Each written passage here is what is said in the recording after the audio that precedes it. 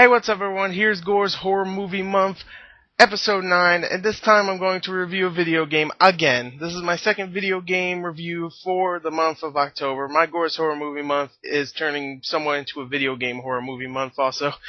But whatever, it's still horror, so why not? This time I'm going to review Alan Wake, the new DLC, The Writer. Now, if you know Alan Wake, then you would know I love the original game. I really did. It was a great game. So if you didn't see that review, there you go. I loved it. It's definitely on my top 10 of favorite games this year.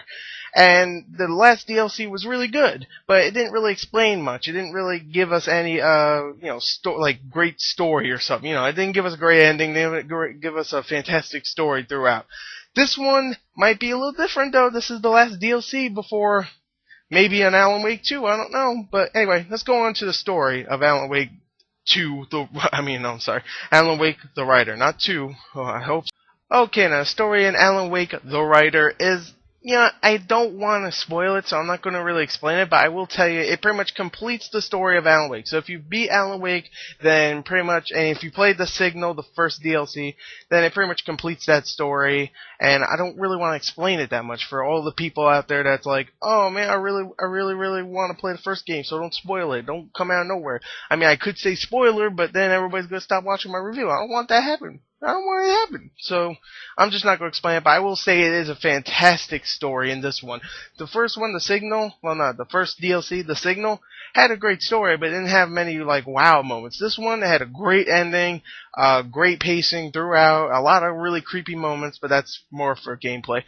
So overall, the only problem I had with the story is that it's a little short. It's only about an hour. It's probably one of the shortest episodes. Even The Signal was about an hour and a half. This one's only about an hour, which is kind of sad, but hey, whatever, it's still a great story, so why not? Anyway, let's go on to the sound of the game.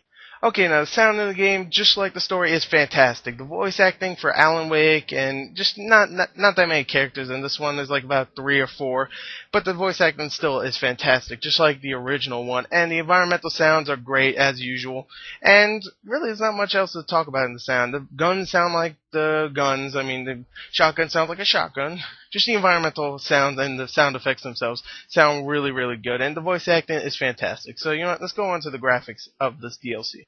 Okay, now the graphics in Alan Wake the Writer are fantastic. Let me just say that. If you played the first game, not much different in this one. It still looks fantastic. The environments, the lighting effects are amazing. Some of the best lighting effects out there ever of all time. Better than some movies, even though they're using real light. Ha ha ha, how you like that?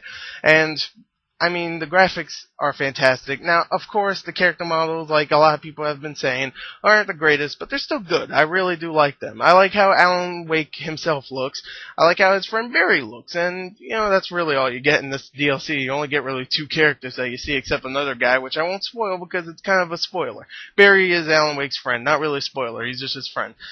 And, yeah. So graphics are great. Let me just say that. I mean, the bad guys look cool. They're all shadowy. The environments look great. Everything, all the dark-looking stuff looks really dark, and it looks dark. So, I don't know why I keep doing that. But really, everything looks fantastic. So, let's go on to the gameplay. Besides the character models, they look great, not fantastic. So, let me just clear that up. So, anyway, let's go on to the gameplay. Okay, now the gameplay in Alan Wake the Writer is pretty much the same as Alan Wake and Alan Wake the Signal.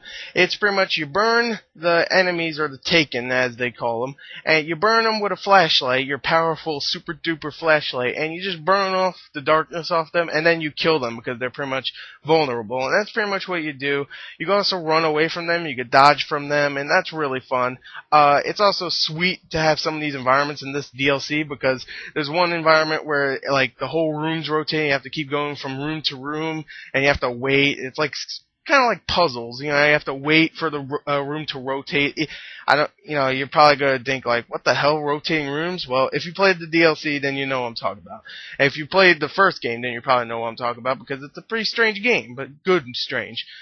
But really, it sets a cool little mood when the whole freaking room is rotating, and it's cool to have those little puzzles, and it's cool to have those enemies just jump out at you out of nowhere. You never know when they're going to pop up out at you. Even though sometimes they do, just hey, he's coming, watch out. But, it would suck that if they just pop up out of nowhere all the freaking time. So, whatever. Anyway, whatever. Anyway, I really like the gameplay. It does get repetitive sometimes, and it does get a little frustrating sometimes because the controls aren't that fantastic. I mean, they're good, don't get me wrong. I still like them a lot, but they do get a little annoying sometimes. And the platforming, there's some platform where you have to jump from rock to rock. A little bit annoying, but, you know, it's very, very limited, I mean, in the platforming section because there's barely any. You do like 2 jumps here and then 2 jumps there and then another 2 jumps here, and that's really it in this DLC at least.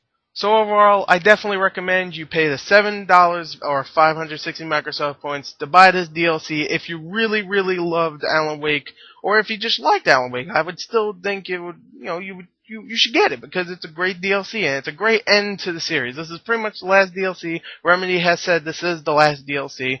So yeah, hopefully they'll be working on Alan Wake 2 because I'll say right here, the ending, you know, this isn't really spoiled. I'll just say ending actually leaves it open for a second one. So hopefully they start making it, and I mean, I would love to see it. So, you know, I'm just going to give it a straight 9 out of 10. I'm not going to do any freaking full written reviews in the description. If you know me, I do that a lot.